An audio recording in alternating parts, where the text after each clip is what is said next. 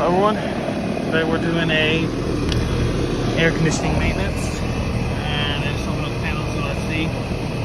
Doesn't look too pretty, so we're gonna check the pressures first, make sure that looks good, and then we'll shut the system off. Try and sort this little bit of mess out, and then we'll get with cleaning the condenser. Okay, so I thought I was going to check both this contactor coil and the capacitor, and they were both going to fail, but contactor coil was at 19 ohms, and this capacitor 30/3 was reading perfectly fine. Oh, hold on. There we go. You gotta leave what's on right, I guess, or something. I don't know. Yeah, see 30, and then get the needle on there. Right there. Right there. There we go. Alright, so this capacitor is a 30/3. 3, and for hermetic, 30, perfectly fine,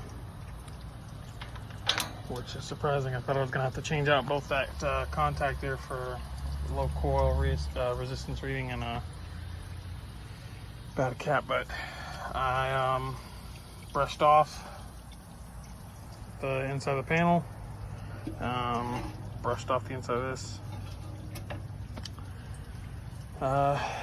Only thing I'm going to do for this outdoor unit then is just get some strapping for this capacitor, and I'll see if I can actually get it strapped to the unit, because they just had it zip tied. So we'll see if I get this thing strapped.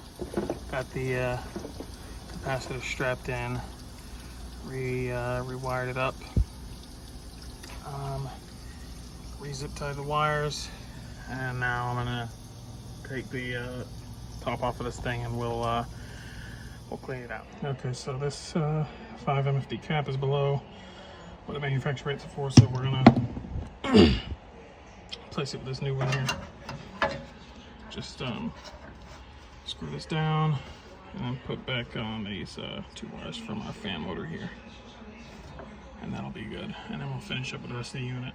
Okay, so as far as in here goes, only thing I found so far, minus the capacitor, is that when I was taking a panel off, whole unit shut off and on really quick, and then I went to like tighten up all the wires, and this one here just snapped. So replace that, and now none of the wires feel like they're loose or anything, so the rest of them should be good. Okay, so leaving the customer's house now. The issue, I can't remember if I recorded it, but it's his blower motor. I called Train, talked to them about the cost of the part, talked to him about cost of repair, and he's going to probably just look at replacing the system, so he can get, you know, the parts warranty and all that great stuff. And he said he's probably going to get a cheaper system, that a way if something does break, it's not going to be as expensive, and the next time, you know, so the next time it happens, he's not going to have as big of a price tag on a repair. But that's it. If you guys like the video, please give it a like. Thanks for watching, and have a great day.